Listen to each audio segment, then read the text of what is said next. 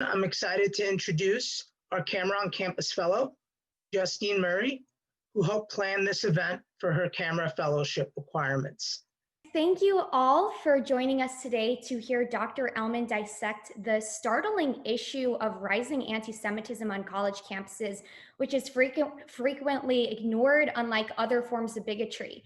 This event and CAMERA on Campus itself are nonpartisan. And if you have any questions you would like to ask Dr. Elman in the chat, you can click on the chat on the right side of your screen throughout the discussion, and feel free to fire away. Miriam Elman is the Executive Director of the Academic Engagement Network and an Associate Professor of Political Science at Syracuse University. She is the McClure Professor of Teaching Excellence at the Maxwell School of Citizenship and Public Affairs.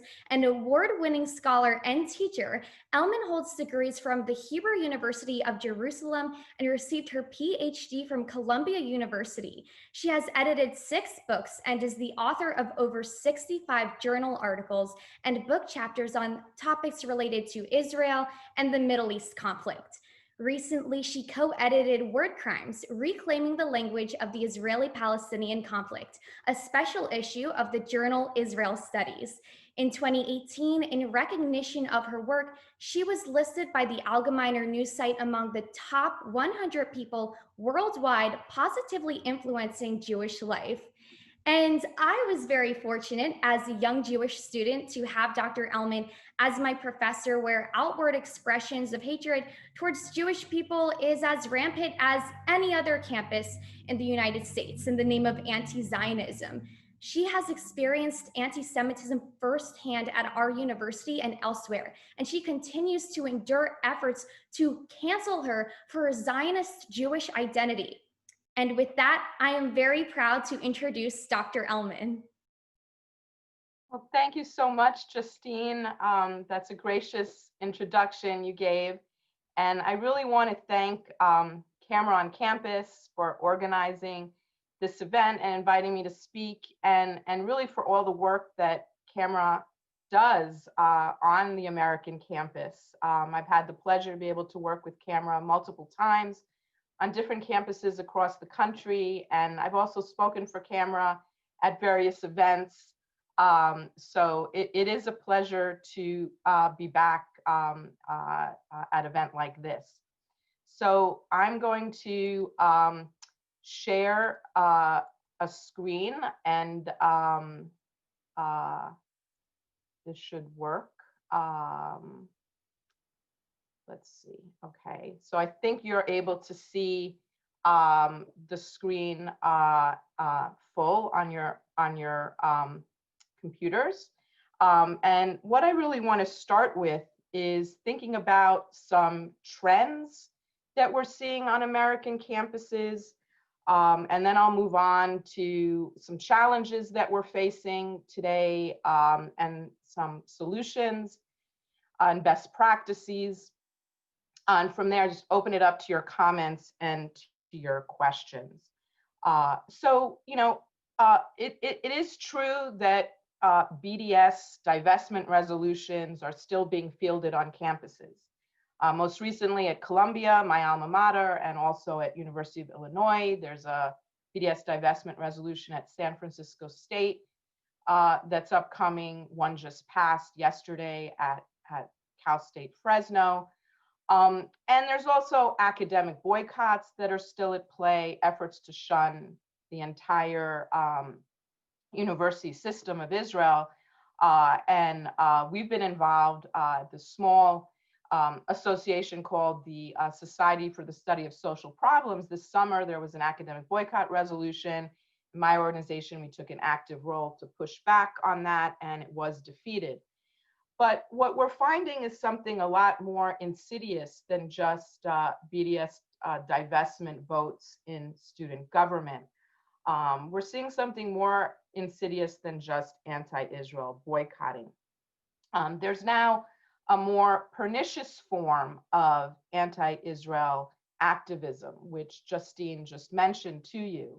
And it ranges from attempts to exclude Jewish and Zionist students from participating in progressive coalitions, to obnoxious campus campaigns that discredit American Jewish organizations like the ADL and Hillel, and that try to even prevent or limit their activity on campus. Now, as we know, there are a lot of Jewish students who really want to participate with their peers in campus life, whether it's the conversation on Black Lives Matter and racial equity, or whether it's prison and police reform, or climate change and fossil fuel divestment, or gay rights. And the problem, though, is that any support of Israel is viewed as complicity with oppression. So Israel is vilified and demonized as illegitimate and racist, and even a white supremacist state. And so that's a cancellation and eliminationist discourse towards Israel, but it follows that Jewish Zionist students are also being targeted in this way. So Israel's supporters on campus are labeled as racists and imperialists, and even sometimes white supremacists. And they find themselves constantly excluded from spaces on campus, particularly social justice spaces. Now, Jewish students have a right to participate in campus life, just like any other group, and to be proud, just like anybody else, of their identities and their values. It is simply unacceptable for Jewish students to feel that they're being belittled or demoralized. But today, that's what we're hearing from campuses across the country, that Jewish students are feeling harassed. They tell CAMERA on Campus and other organizations that they feel like they have to hide or disavow their Zionist identity in order to advocate for the causes that they care about. So if you don't know her, Debbie Lipstadt, who is a professor at Duke and actually serves on the National Advisory Board of the Academic Engagement Network, the organization that I now am executive director of. She's got a great book. I encourage you to read it. It's called Here and Now. And she's also written extensively on the campus situation. And she has really flagged this, right, in this quote that you have on the screen. So she has said, you know, let's say you're very active in Hillel, right? Well, you may find yourself barred from some progressive campaign on campus. Maybe you're told you're not invited to take part in the LGBTQ campaign, or a campus, you know, climate change mitigation, or the fight against sexual assault.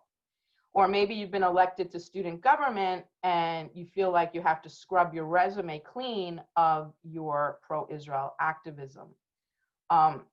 There's a new article also in Tablet magazine, just published this week, by former New York Times columnist Barry Weiss, that also captures this problem perfectly. And I really encourage you to read her book, but also Tablet's article, which is free online. And in that article, at one point, she talks about the campus scene, and she says exactly what Debbie Lipstadt said. No matter how progressive you are, no matter how progressive your viewpoints are, if you also think that Israel has a right to exist, if you also believe in Jewish self-determination and the justness of that, then you become an enemy of the progressive movement on campus. And by the way, that is not just happening to students, it is happening to faculty. And at my organization, which is a faculty organization, we are hearing from professors, especially those in the junior ranks who are not yet tenured, who are telling us that they also feel like they have to hide their Zionism or their community pro-Israel activism. They can't share that on their CV. They feel it could actually lead to risks professionally.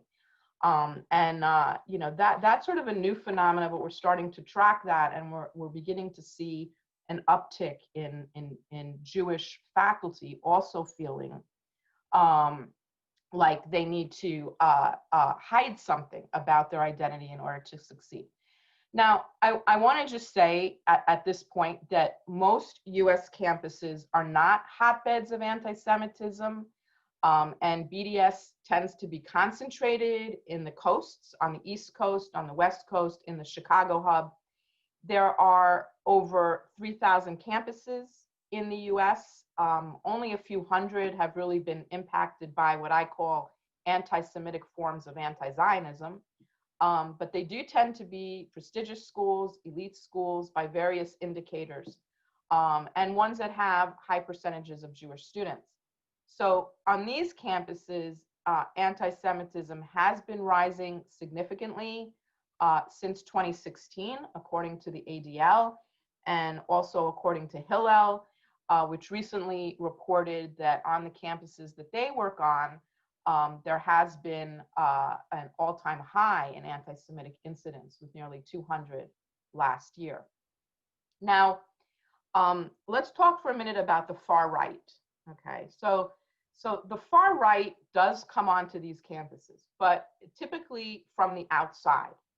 So we'll see swastikas on a bathroom stall, or on the side of a dormitory hall, or like in Syracuse, Justine's campus and my campus, dug into the snow in front of a dormitory.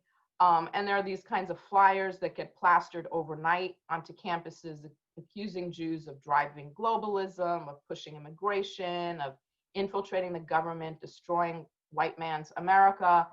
And the ADL, which I think is a really good source that's tracking this hate. There are other groups like Amcha, which we partner with extensively, also has an anti-Semitism tracker. And we are seeing this brand of hate on campuses, and it may even be rising a little bit. But the good news is that administrators, senior university leaders typically handle this kind of anti-Semitism fairly well. There are swift and unequivocal denunciations. In my organization, we often write thank you notes. Before we can even say you've had an anti-Semitic incident on your campus, there's already a statement.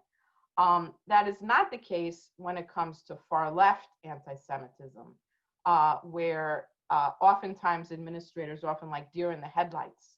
They don't know how to act. They don't know whether it's anti-Semitism. They don't know what to say. And often the decision is not to do anything, which is also a decision, because a non-decision is also a decision. So what is far left anti-Semitism, or the new anti-Semitism? And in my way of thinking about it, this is when self-defining anti-racists, often from minority communities themselves, express a rigidly dogmatic anti-Israelism. This kind of and it's got to be dogmatic, and it's got to be rigid, okay? Not every critical statement about Israel gets into this category. Most don't, actually. But when they do, they're exactly like anti-Semitism on the right, in that Jews are being put at the center of what is wrong with society, what is wrong with the state, and what is wrong with the world. And so it's a bigotry that views Jewish history as one of power and privilege in much the same way that the far right does. It's also important to understand that anti-Semitism is not a moving target. It has a specific definition. It has specific manifestations. It's also different from other kinds of bigotries and prejudices. It is different than anti-Black racism. And one way it's different is that Jews are the only people on the planet for which prejudice has both a high and a low status. So Jews are depicted as parasitic. They're often depicted as unclean, but they're also depicted as diabolical, centrally important, the purveyors of all evil, secretly in control. And that makes anti-Semitism a very unique form of hatred. In my view, classic anti-Semitism, when you see it, it is like a superstition. It just makes no sense, is completely irrational, is a conspiracy theory. And it's one in which Jews play a starring role. And so it's a type of hatred based on a very negative portrait of the Jew as very powerful, even all-powerful, and extraordinarily malevolent. Okay, so for white supremacists, Jews are anti-white, right? Now, for the far left, Jews are white and privileged oppressors, as is the Jewish state. It's probably a good time to state the obvious, that of course Israel can be criticized without resorting to this sort of anti-Semitism or to any of the vicious anti-Jewish tropes that have sustained Jewish hatred for millennia. Criticism of Israel can be intemperate, it can be impolite, it can be uncomfortable to hear, it can be plausible, it can be wrong, it can be biting, right? So just saying a curse word about Israel, F-U-C-K Israel, is not necessarily anti-Semitism. What you need to look at isn't whether someone's being hot-headed or intemperate or saying a curse word. You say, is the defense, right, that you're just criticizing Israel? The obvious question is, what exactly are you criticizing? Is there a critique here at all, right? So if you're going to assert that Israel is a white supremacist state, that it's perpetrating genocide, killing children, that it has powerful global lobbies that hypnotize the world to hide its evil ways, I think we can be concerned, rightfully so, that those remarks are anti-Semitic, especially the bits about bloodlust and global conspiracies. So with the new anti-Semitism, Israel stands accused of cardinal sins, right? Accused of human rights violations beyond what any other country does, right? Serious cardinal social justice violations, including apartheid and genocide. These accusations, whether they are in images like these by Carlos Latouf, who is a notorious Brazilian cartoonist who has many of these kinds of images that are shared by the way, by BDS organizations on campus and off campus. And so either they're in images or they're in text and rhetoric, but the accusations are what we call tendentious, right? They're disproportionate and they're often made in bad faith. The charges simply do not withstand genuine, scholarly, empirical scrutiny and inquiry. And once they would have been dismissed, but today they're given high academic praise and awards. So terms like apartheid and genocide, they are now like a dogma. They're not something as a part of social inquiry, right? They're like have the status of dogma, where Israel is cast as a country that is uniquely disposed to being racist and violent, and so must be dismantled like you would any country perpetrating a genocide or an apartheid. So the meme that Israel and its supporters are the new Nazis, which is a blow that associates Zionism with consummate evil and actually mocks the victims of the Holocaust, that is now a mainstay argument of discourse on the far left.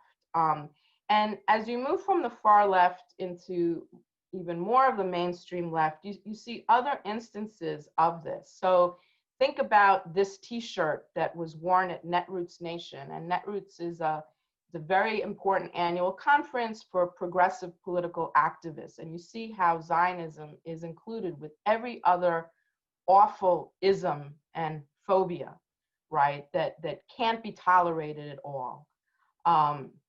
And so, you know, I think we need to explain it in the way that I have here on the slide, right? That we need to understand when criticism begins to morph into anti-Semitism and when it's not anti-Semitism, right? So thinking about when it crosses the line, we need to actually see the demonization. We need to see the delegitimization of Israel.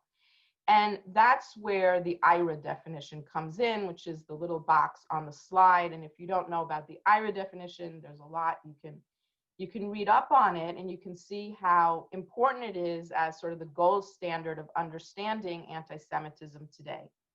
It's an important definition because it recognizes that denying the Jewish people, and only the Jewish people, of the right to self-determination is a contemporary example of anti-Semitism.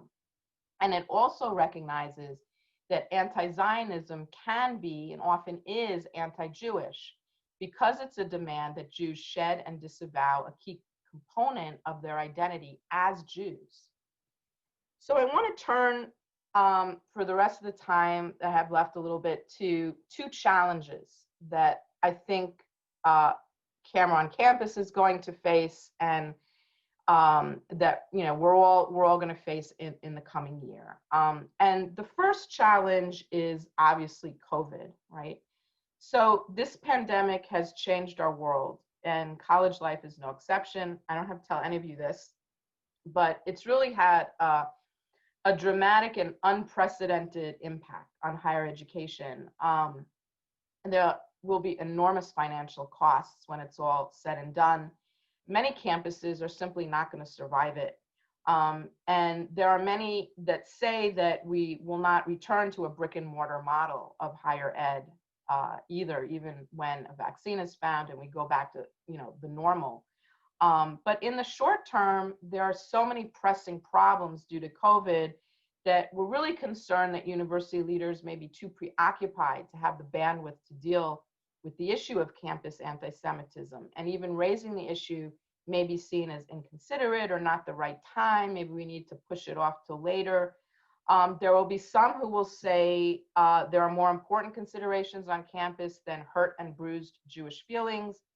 So we have to be mindful of this. Now, initially, we thought that the pandemic would improve things and that we would see, anti-Israel activists preoccupied with COVID just like everybody else. And to some extent that has happened because the BDS movement on campus operates largely through theatrics, in-person theatrics like event disruptions, pre-planned walkouts, and here's the different photos on the screen. The ubiquitous apartheid wall on the campus every spring, and in the bottom right is a protest that happened on the Syracuse campus where it was not just a protest, it was a full-on disruption for a half an hour of an Israeli guest speaker who had been brought in for an academic event by the dean's office and 8 other academic units. And outside agitators from Code Pink drove up from Ithaca and spearheaded and egged on the students to a full-on disruption of the event until campus security had to haul them off. So that's sort of what you see a lot, or you see, these sorts of quad protests every year.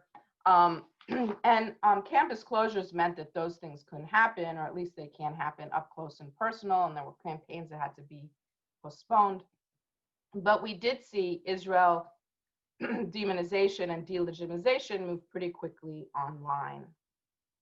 So, back in March, we saw social media posts equating Jews with COVID-19, reminiscent of age-old blood libels, casting Jews as disease spreaders, and the usual tropes and canards. Jews are in control, they're financially profiting from the misery of others. Some BDS groups did disseminate these materials. On April 20th, Jewish Voice for Peace, which is a leading anti-Zionist campaigner, tweeted a quote comparing Israel to a, quote, heavy virus. Some students at George Washington University had been to a recent APAC conference, and they were targeted and harassed with anti-Semitic messages in social media. Quote, white supremacist Zionists are bringing corona to George Washington. It was pretty ugly for a while there. And then this spring too, there was the hashtag COVID-48 with dozens of posts and images shared by BDS campus activists with the tagline that Zionism is more dangerous than COVID-19. So really the pandemic has not put a damper on anti-Israel activism on campus. It's just moved to online formats. And as Justine mentioned at the start of the event, there's been a rash of harassment of Jewish students on social media platforms. So you may have heard of this case of this young woman, undergraduate student Rose Rich at University of Southern California, and she was bullied into resigning from her student government position, in large part because she was accused of identifying as a Zionist. Now, the harassment of Rose Rich happened all online. And it actually happened on self-described, self-promoted, progressive social media platforms that were designed to provide students with an opportunity to voice their experiences with racism on the campus. So she was subjected to, weeks-long social media campaign by her peers, by fellow students who, quote, wanted to get her Zionist ass. I mean, that was a kind of vitriol that she experienced. And then she resigned because, you know, she had to do that for her mental state of mind. And so this didn't just happen at USC. Across the country, all the way in New York, in Syracuse, there were 2 Instagram accounts over the summer managed and organized by SU alum and students that went live at the end of June. And they took a very wrong turn very quickly. So those accounts, which again were meant to champion Black Lives Matter and advance very worthy cause of racial equity, inclusion, diversity on the campus, we saw the Jewish community being singled out for mistreatment because they were, quote, openly Zionist.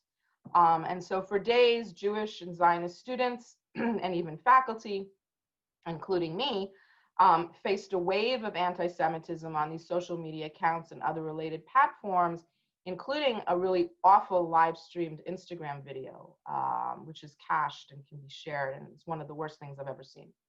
So, you know, Justine and I can share more details in the Q&A about that, but I just wanted to mention that, you know, it's not only one campus.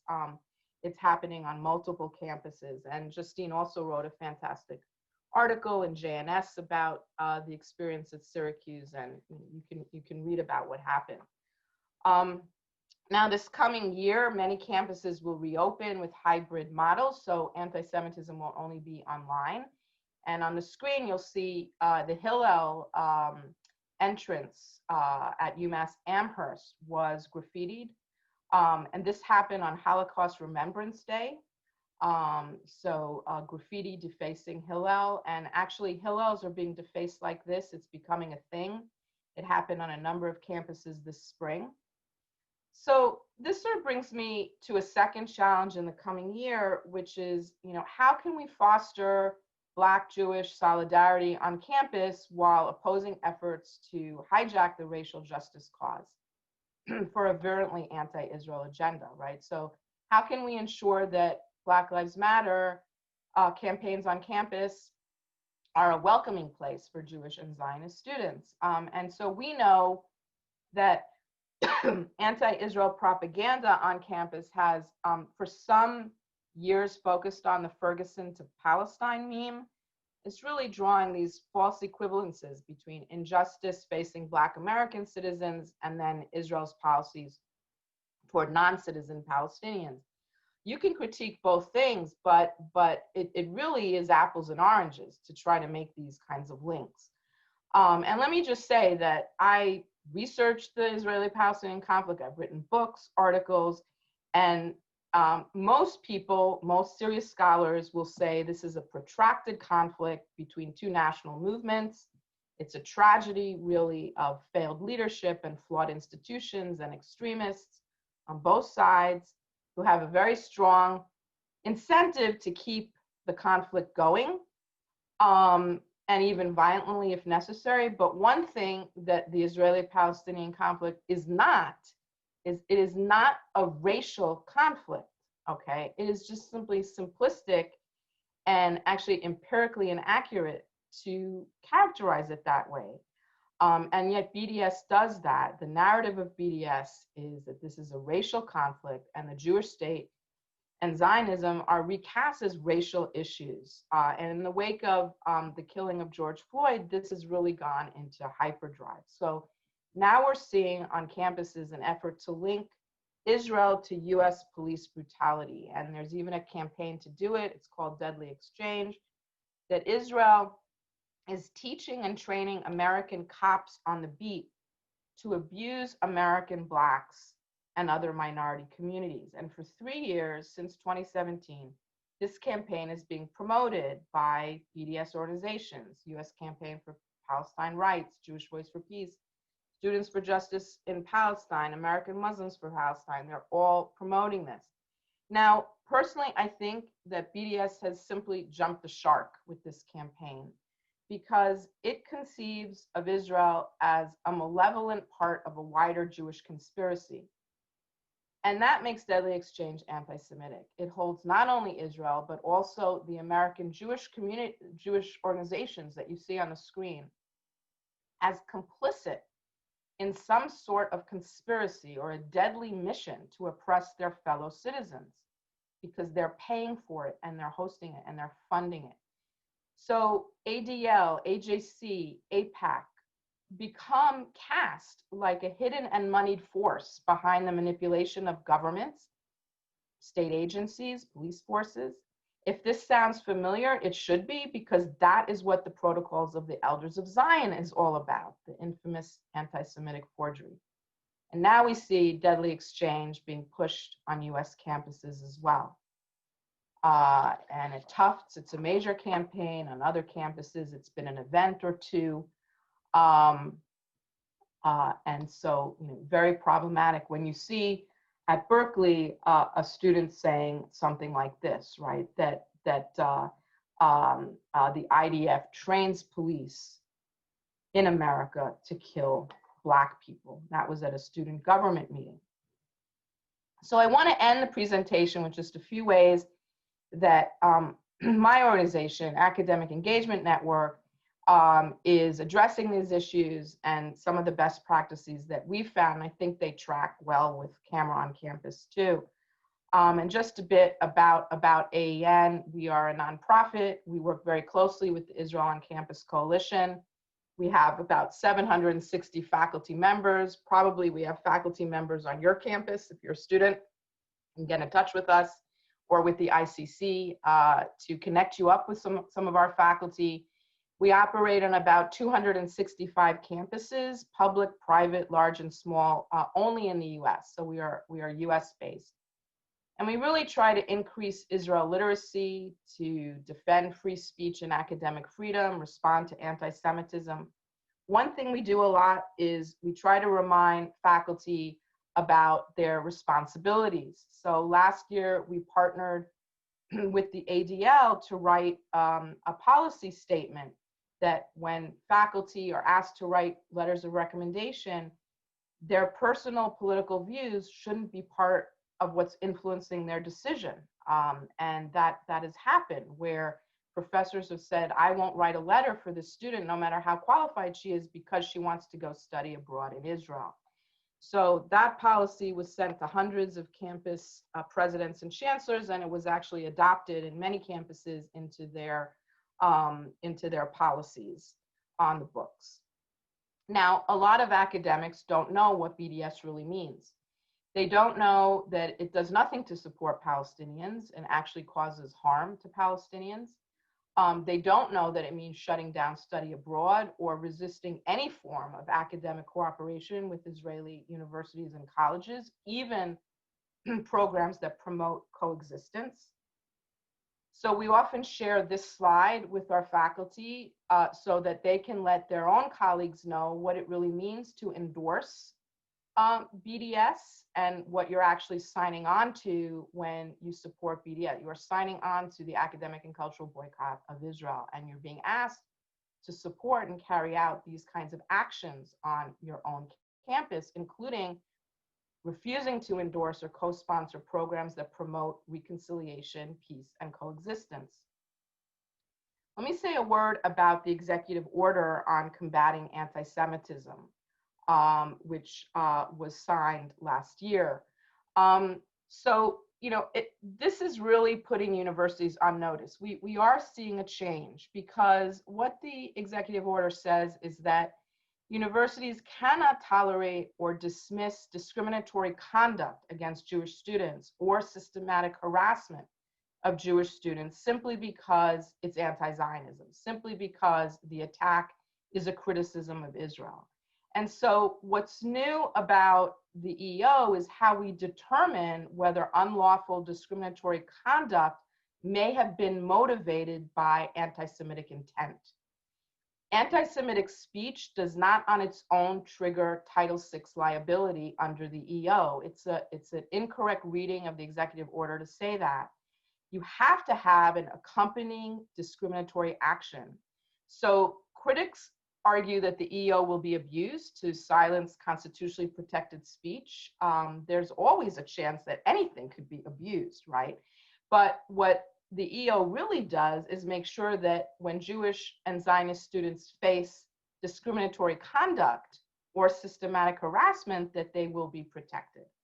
And in that sense, it is helpful that the EO includes the IRA definition, because the IRA definition helps us to determine whether specific conduct constitutes anti-Semitic discrimination, right? AEN also just launched a new initiative that we're working on with Hillel to train administrators in the diversity space, which is very important because they often don't understand the issues, they don't know the concerns of Jewish students, they don't see anti-Semitism as directly within their purview. They need help to better identify and respond to situations where a critique of Israel or Zionism goes beyond the political disagreement and becomes a dangerous form of anti-Semitism. And we, of course, also are always trying to support scholarship because we're an academic organization and faculty do research and writing. So we have a little sort of boutique publishing house at AEN where we produce some really premier academic work that challenges the BDS narrative. For example, we co-published with the University of Indiana Press, and you can have a look at this book. It's a long book. It will take you a while to get through, but is excellent.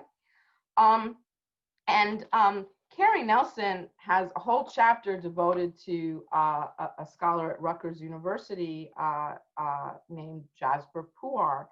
And Jasbir Puar has a book called Right to Maim, which Carrie Nelson, in a very meticulous way, goes through all the research, all the citations, all the evidence brought to bear in her claim that Israel is intentionally stunting the growth of Palestinian children.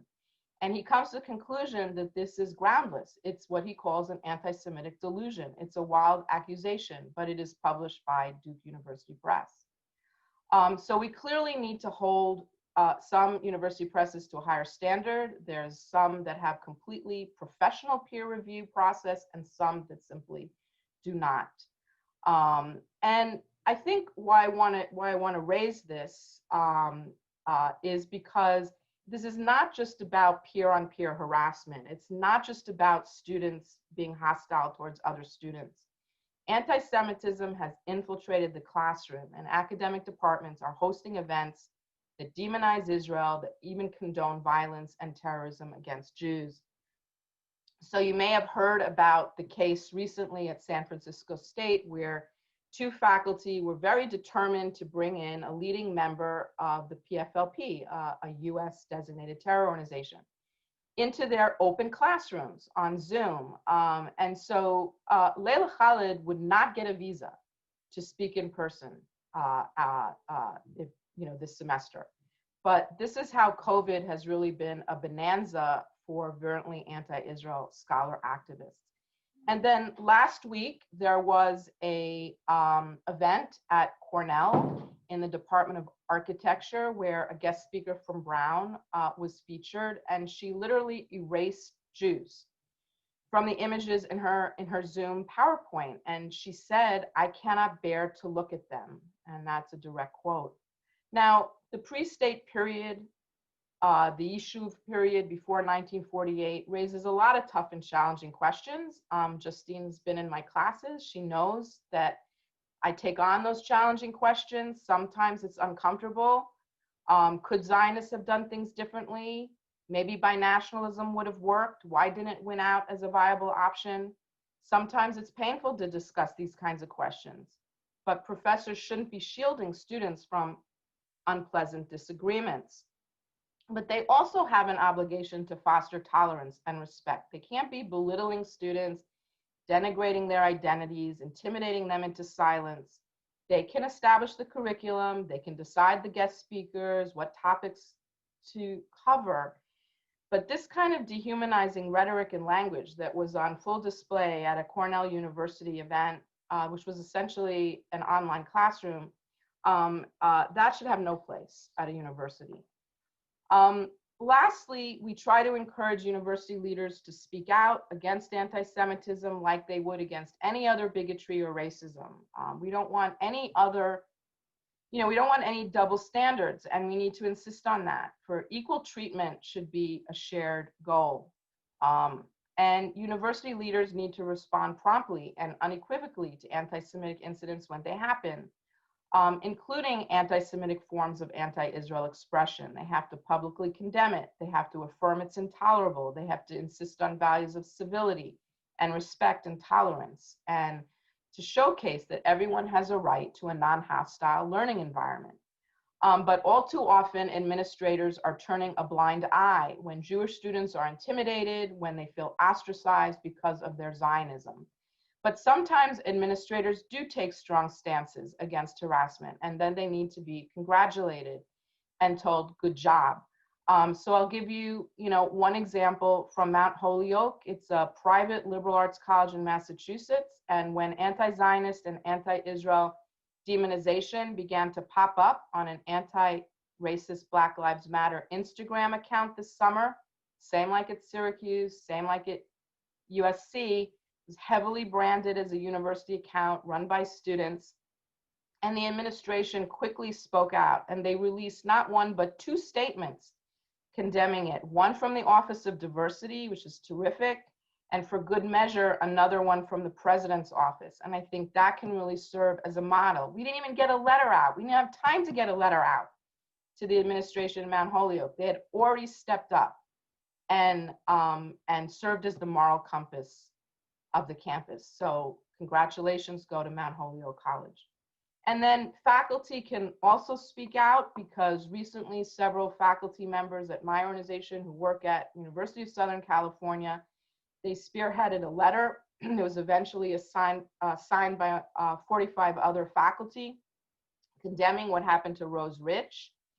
And then this week also faculty at Columbia who are members of my organization spearheaded a letter. It got over 100 signatures, and we just delivered it to administrators, including Lee Bollinger, the president at Columbia.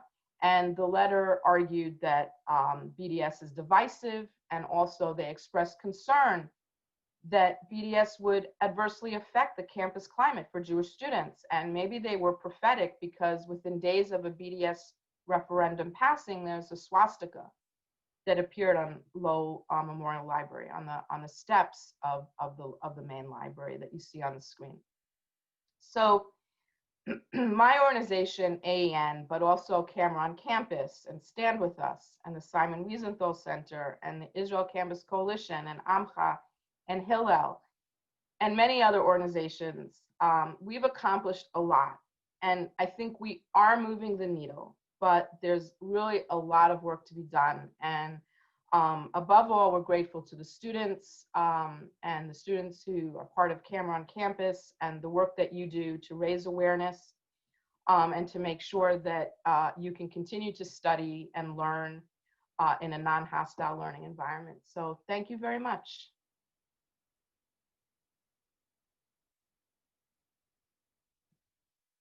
There we go. Thank you so much, Professor Elman, for your terrific and informative presentation. We have a couple of questions. I found this one very interesting because you kind of touched on it a little bit with outside organizations helping universities combat anti-Semitism. But Seth Mendel asks, what do you suggest Jewish activists on campus to do to fight this? If having the facts, the context, and arguments were enough to sufficiently protect Jewish students, this would not be such an endemic problem. Hi, Seth. That's a great question. And it's one that we often grapple with at AEN, because we're academics, and we go into this profession because we care a lot about facts and we want to do good research and quality scholarship. I think there are different constituencies. Faculty can certainly be influenced and persuaded by factual inaccuracies. And I've seen this happen time and again.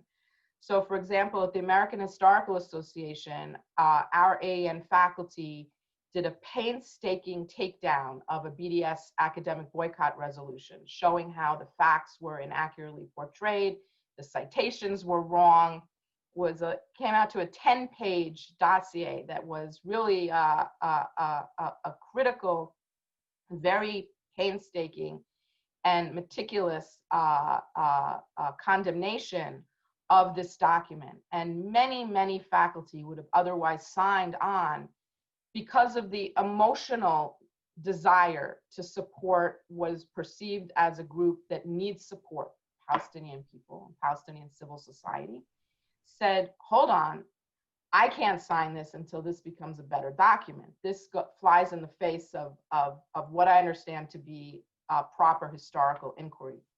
And so quite a few faculty who would never join AEN and you know, are not ardent, you know, pro-Israel activists in any way, but they're good historians and they refuse to sign. We've seen that at the student level, often empirical, factual corrections can help, particularly with the resolution where students say and student governments say, this is not ready for prime time yet.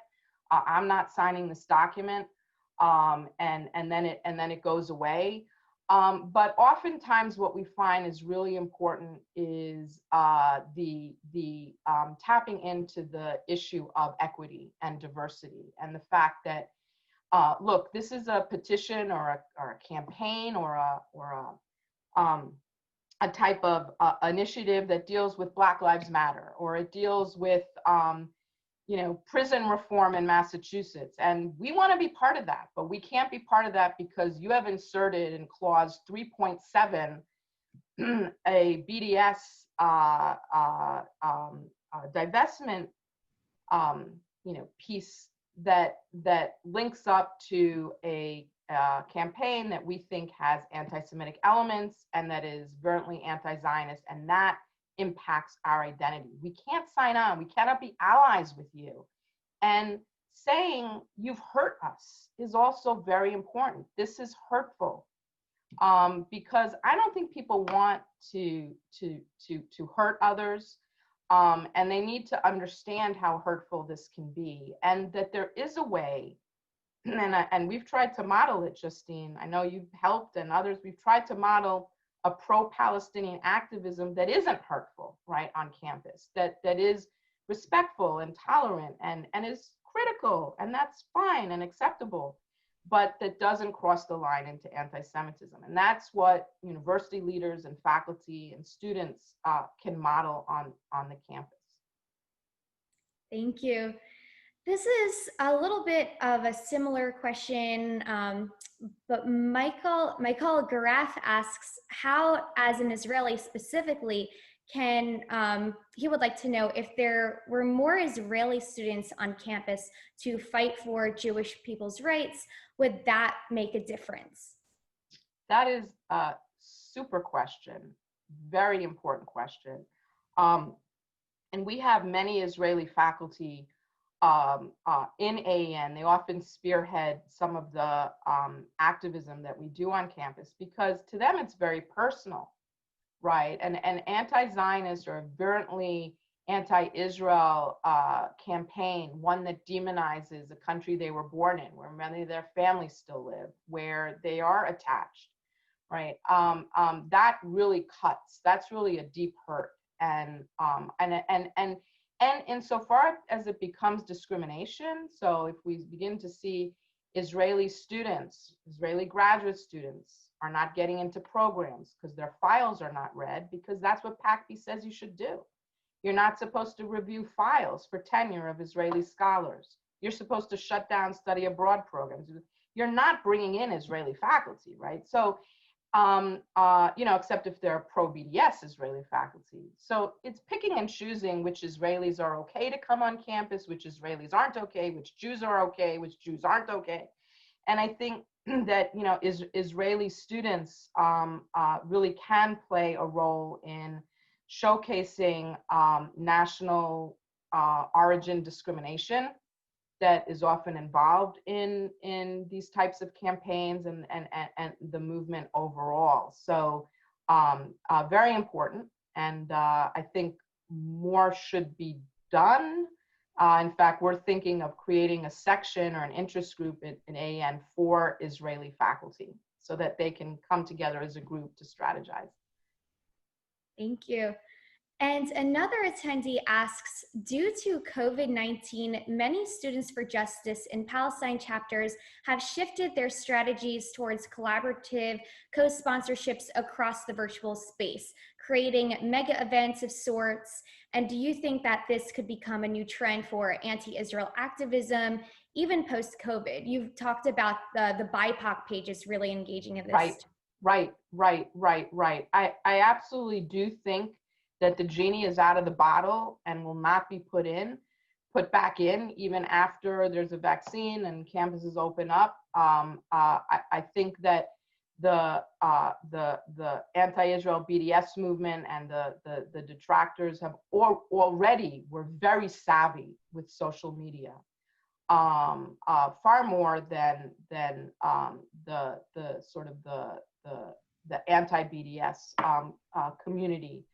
And we're really using it in very innovative ways and moving down the chain to, you know, platforms that I don't even know what they are, but like TikTok and this and that, and getting on those platforms to sort of get kids early before they get to campus. And the whole shift to actually down the educational chain to high schools, middle schools is a new frontier. It's actually something we need to be more engaged on in the pro-Israel community, because once, you know, students get to campus, they've already drunk the Kool-Aid, and it's very hard to, it's almost like deprogramming.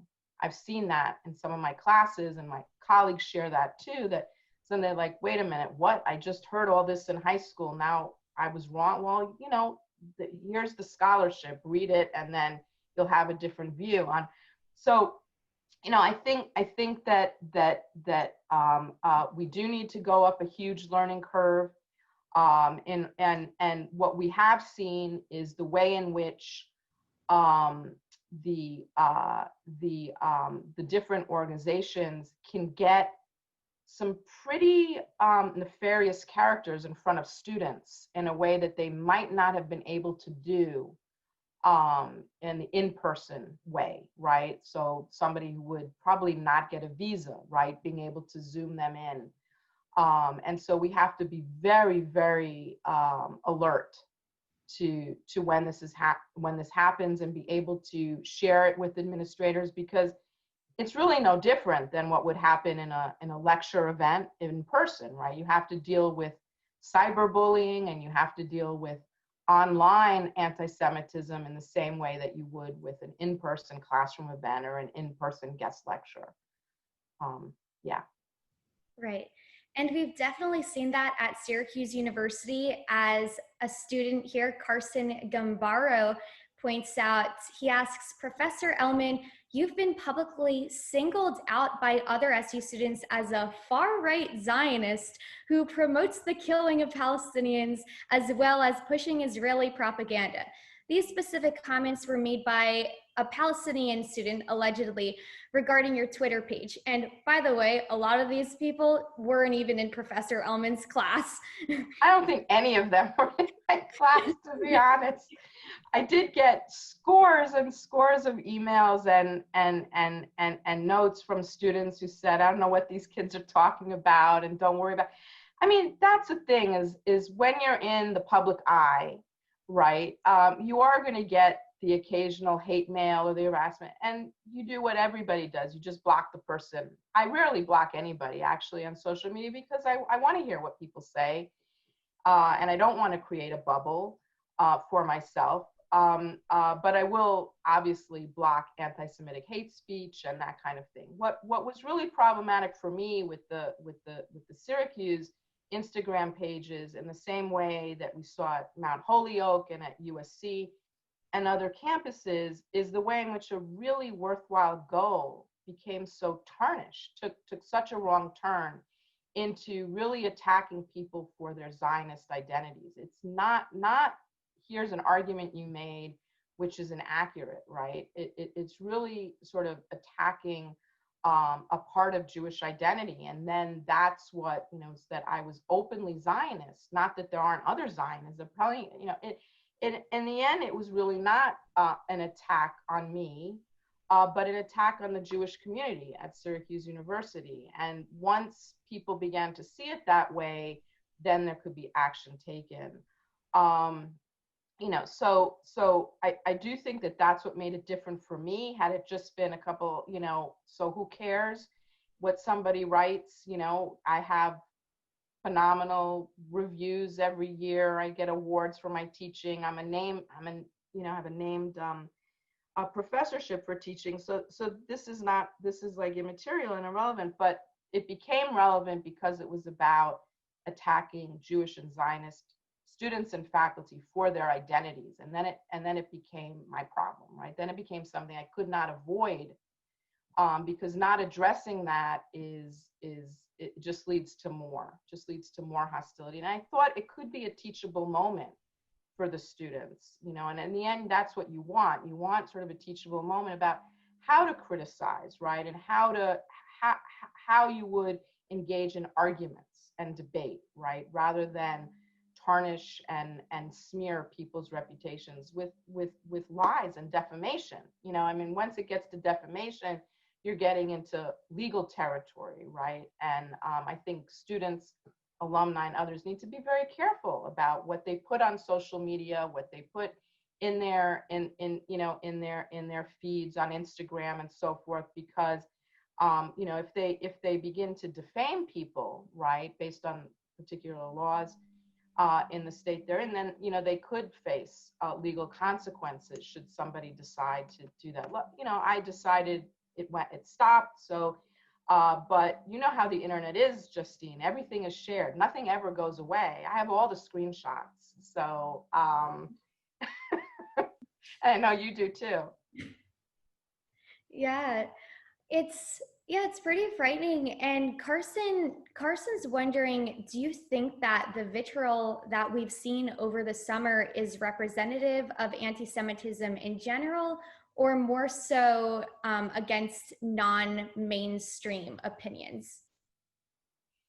So I think that it can converge into that. So our issue is a smaller one to a much larger issue about where our country is going in debates about tolerance and diversity and equity, and you know, the issues we've been talking about today is one slice of that. So I encourage you to actually read Barry Weiss's article, where she tries to put the campus situation into a much larger series of problems that the Jewish community is facing in the United States at the moment. I actually think that that one of the serious problems with unchecked anti-Semitic, anti-Israel expression is that it does bring in the far right. It's very attractive to the far right, actually. And when you look at some of these campaigns like Deadly Exchange, and you find David Duke supporting it, right? You begin to see it's not that the far left is sitting down in a meeting with white supremacists or with David Duke, with any of these, right?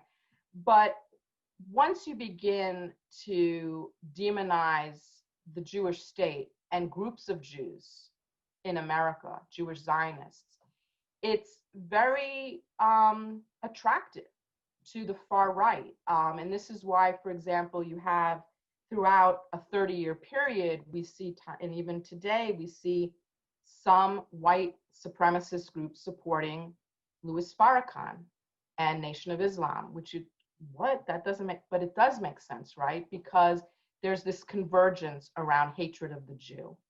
And we have good data, very good data, that unchecked active BDS campaigns that involve demonization and delegitimization of Israel and Zionist students, that is where we begin to see swastikas, where we begin to see the classical variants of anti-Semitism. And I think it would be helpful for students to actually raise that, to say, look, you know, we've had synagogues been shot up by white supremacists. It's very, very nerve-wracking what's going on for the Jewish community. The uptick that everybody recognizes and all the organizations are tracking of far-right and white supremacist groups who are both anti-Black and anti-Semitic. So why not come together, right?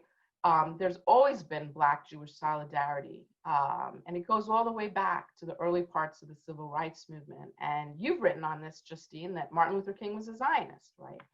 And the Zionists marched in Selma, arm in arm with Martin Luther King, and you know, risked their lives for the civil rights movement. So it's very painful, actually, for the Jewish community to see the Black Lives Matter, some of the organizations, not all, most people don't know that this happens, but that some organizations have this sort of virulent anti-Zionism, and even, you know, that crosses the line into anti-Semitism when they really want to be allies. They really want to be part of it. So to me, it becomes an ostracism of Jews and a picking of which Jew is the right Jew and which Jew is the wrong Jew. And that is never going to be good for, not healthy for the Jewish community as a whole.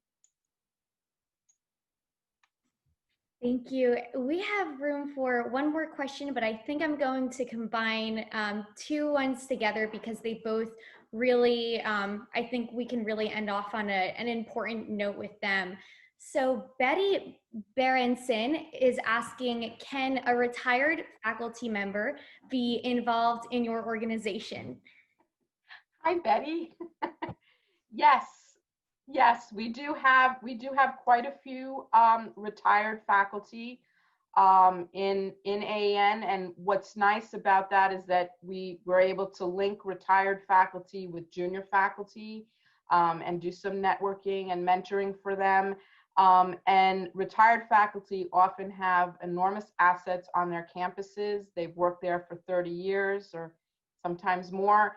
And they know the administrators, they know the campus culture, and it can be really, really helpful for us for our work on specific campuses. So, absolutely, you know, we sort of limit our membership to U.S.-based faculty, but really across all ranks and across all disciplines. We have many faculty in STEM.